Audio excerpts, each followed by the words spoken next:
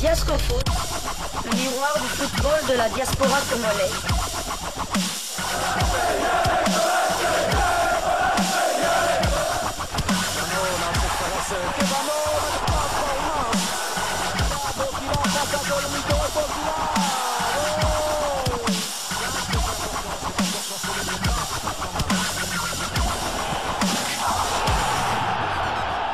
Diasco Foot, le miroir du football de la diaspora congolaise.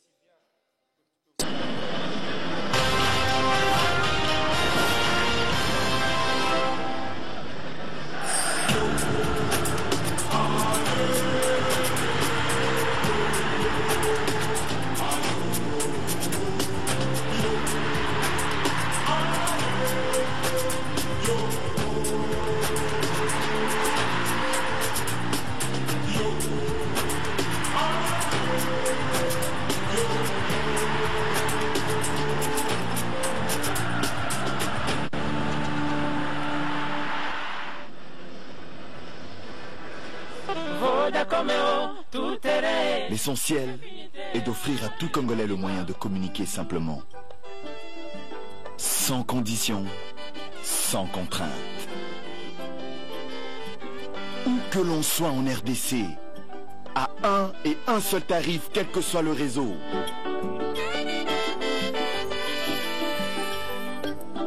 Aye, olingi obenga Congo mobima.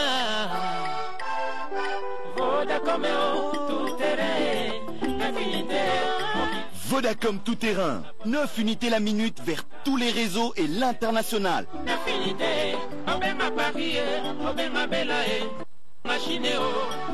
N'attendez plus, procurez-vous une SIM Vodacom tout terrain. Si vous avez déjà un numéro Vodacom, tapez étoile 11 11 étoile 1 dièse dièse. Vodacom, leader dans le monde cellulaire. Marketing efficient est sur cette rencontre entre le tout-puissant Gleba Mazembe et la formation des Al Hilal du Soudan, bien que Mazembe ait pratiquement eu beaucoup d'occasions pour pouvoir scorer, mais il a manqué un peu de réalisme. Il y a eu du répondant également à cette rencontre, et cette formation des Al Hilal, nous l'avions dit, c'est une formation aguerrie et très expérimentée qui connaît également l'Afrique comme Mazembe, a donc eu du répondant, jusque-là aucun but de marqué.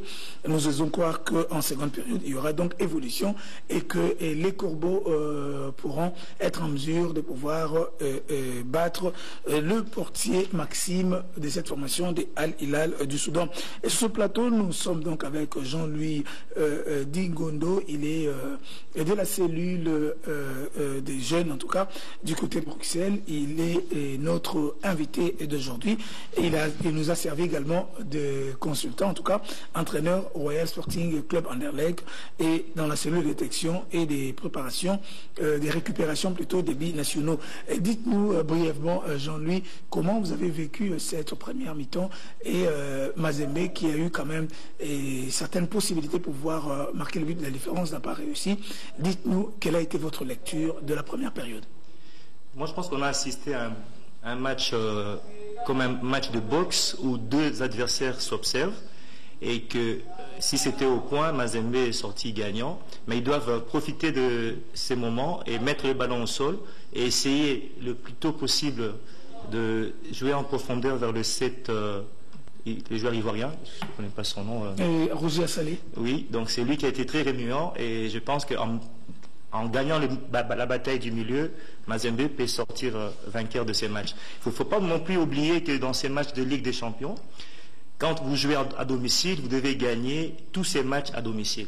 Donc essayez de gagner le maximum de points, parce que l'équipe soudanaise est venue pour prendre un point. Donc ils vont jouer la deuxième mi-temps, ils vont rester derrière, ils vont essayer de jouer en contre-attaque, et c'est à Mazembe d'essayer de gagner les ballons et de presser haut. Et je pense que M. Carteron essaiera de donner le maximum pour que Mazembe puisse gagner ses matchs à domicile, ne fût-ce que par un goal. Jean-Louis, le dispositif mis en place par l'entraîneur soudanais a empêché à Mazembe de pouvoir conclure pratiquement ses actions. Et j'ai cru voir un 4-5-1 sur terrain, donc un milieu de terrain vraiment renforcé. Et les Soudanais qui misent sur leur vélocité et procèdent par des contres au niveau des ailes et même au niveau de la pointe avec des joueurs comme Molater qui ne sont plus à présenter. En tout cas, vous pensez que, et si vous étiez plutôt à la place de Patrice Carteron, que feriez-vous en seconde période pour essayer donc de contourner ce dispositif qui s'est muré pratiquement, qui s'est érigé en muraille infranchissable pour Mazembe? D'abord, gagner la bataille du milieu.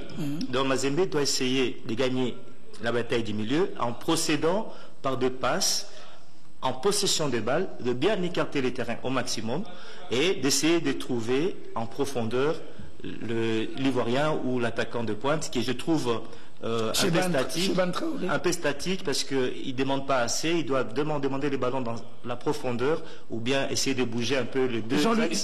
N'est-ce pas pratiquement ce renforcement du milieu soudanais qui empêche pratiquement à Kalaba et à son compatriote Given Singuluma, les deux Zambiens, de voir bien évoluer et apporter de l'eau au niveau de la ligne d'attaque de Mazembe? Oui, mais en fait, ils sont en supériorité numérique.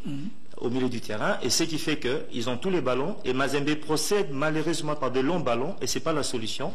Donc Mazembe doit essayer de mettre un autre joueur au milieu du terrain pour essayer d'équilibrer la bataille du milieu et essayer de gagner cette bataille, parce que c'est là où il y a la solution pour gagner ces matchs. La solution pour gagner ces matchs est donc au niveau du milieu de terrain, mais il y a l'équipe de Mazembe qui a aussi un banc aussi riche, Jean-Louis. Il y a par exemple l'un des buteurs des Tanzaniens, l'international tanzanien, Samata en tout cas. Il y a également les Ghanéens, Adjei, Assante ainsi que Boateng. Il y a l'autre Tanzanien, Ulimwengu, et le Malien, Sissé Ousmane. Et vous pensez que dans ce banc fourni et riche en joueurs de valeur, on peut trouver la solution et décanter la situation en seconde période? Oui, bien sûr. En fait, je ne connais pas les profils des joueurs de Mazembe, mais M. Carteron fera le nécessaire pour que son équipe sorte vainqueur de ces matchs, mais en jouant différemment, en essayant de garder les ballons et non à faire de longs passes que j'ai constaté qu'Assoussoula, à tout moment, essaie de faire de longs ballons aériens. Ça va aboutir à rien. Et puis, l'avant-centre doit essayer de jouer dos au goal et de jouer en remise avec ses autres attaquants pour essayer de gagner ces matchs, quoi. Bon, revenons à ce que nous disions juste avant le début de cette rencontre. Jean-Louis, puisque vous êtes entraîneur, vous vous occupez des jeunes au niveau du Sporting Royal Anderlecht à Bruxelles, et nous l'avions dit, vous êtes au pays depuis 10 jours. La mission était quelle était réellement la mission, et avez-vous un message en direction des clubs d'élite de la République démocratique du Congo, profitant de votre passage ici sur ce plateau de la RTNC? Donc d'abord, je remercie la RTNC de m'avoir donné cette opportunité. Je suis ici pour essayer de collaborer, de trouver un terrain d'entente avec la fédération. Notre cellule de détection, c'est une cellule qui peut apporter un plus au football de jeunes, parce qu'on en a assez de voir nos équipes de jeunes se faire éliminer par des équipes comme Malaisie, Burundi et consorts. Nous voulons que le football de jeunes... Vous allez parler de Malawi? Ouais. Malawi et non Malaisie. Non, Malawi plutôt, pardon. Donc nous espérons que la fédération va essayer de nous faire un tremplin, donc de collaborer avec nous pour que nous puissions mettre nos jeunes que nous détectons au service de la fédération. Et nous voulons aussi que les clubs comme Mazembe, quand je vois Mazembe jouer, on constate qu'il y a beaucoup d'étrangers qui jouent. Je ne suis pas raciste, loin de là, mais j'aimerais que les binationaux puissent servir le pays et servir les clubs qui sont comme Mazembe. Et ça sera vraiment efficace, quoi. Ce serait efficace. N'êtes-vous pas ces gens de négriers qui viennent tenir des beaux discours sur les plateaux de télévision ici au pays et chercher à réussir une initiative pour opérer des transferts frauduleux des joueurs congolais à l'étranger? Non, en fait, je ne suis pas un négrier, mais en fait, pour montrer notre bonne volonté, donc déjà notre cellule de détection, nous travaillons bénévolement, donc on n'a pas de revenus. Nous sommes une ASBL sans but lucratif, dont notre seul but étant patriote, nous voulons que le pays aille de l'avant. Donc c'est ça notre but, et nous voulons mettre en évidence nos joueurs congolais qui sont binationaux et qui sont en Europe. Et vous en avez déjà combien de la cellule qui font partie du Royal Sporting Club Anderlecht? En fait, il y en a plusieurs. Dans l'équipe A, il y a déjà Iseka, il y a Kagawa qui joue avec le U19. Et il y a d'autres joueurs qui sont... Il y a Imbata Noah qui joue dans le U17. Et nous avons beaucoup de joueurs. Et notre but, c'est d'arriver à ce que le pays d'accueil arrête de nous voler nos joueurs. Mais pour ça, il faut que la fédération puisse nous venir en aide. Voilà, nous sommes à la mi-temps du match qui oppose le tout-puissant Gleba Mazembe à la formation de Al Hilal du Soudan.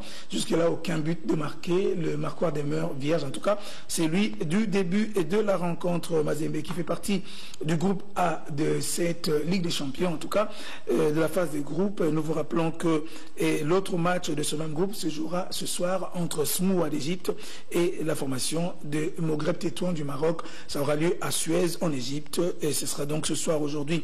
Mazembe joue contre Al Hilal du Soudan. Mais dans l'autre groupe, le groupe B, donc, nous vous rappelons que El Mérite du Soudan a dominé El Ulma de l'Algérie par 2-0. Et l'autre match, c'est donc le duel, c'était le duel 100% algérien entre USM Alger et l'entente Sétif.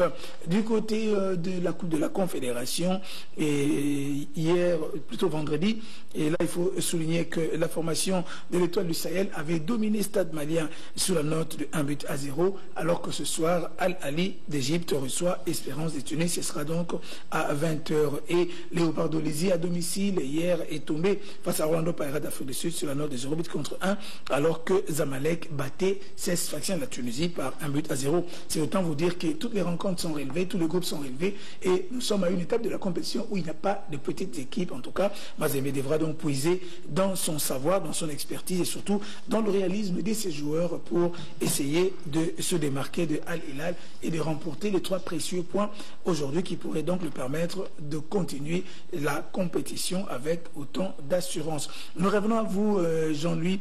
On a parlé de votre équipe. En tout cas, dites-nous votre agenda et comment se constitue vos projets immédiats pour le football des jeunes, tant ici au pays qu'en Belgique où vous résidez.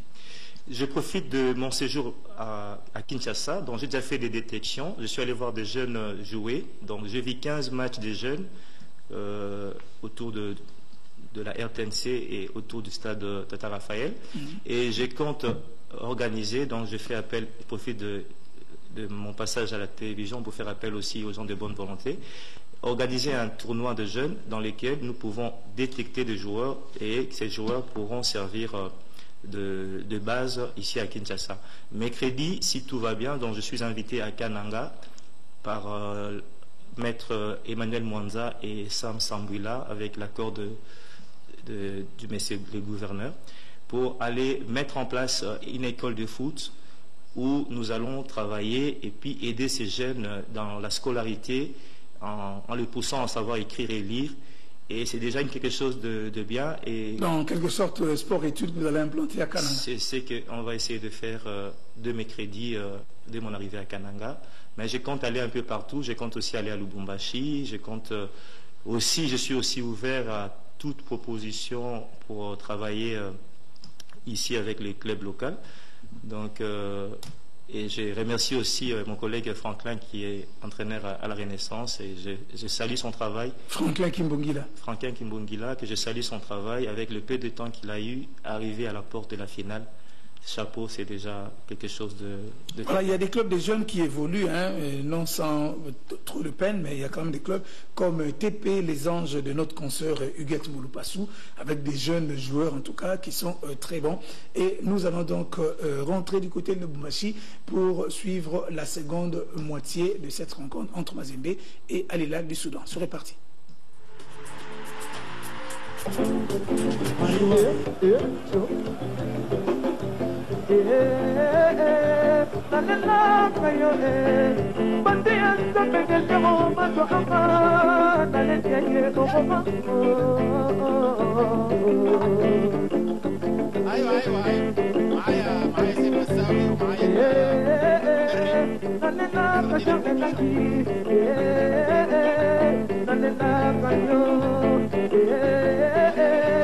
nalela bomelo kwa ikono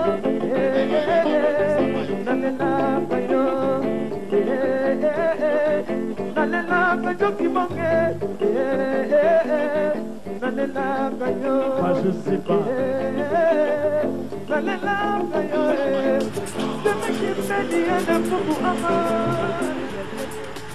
Diasco Foot, le miroir du football de la diaspora congolaise.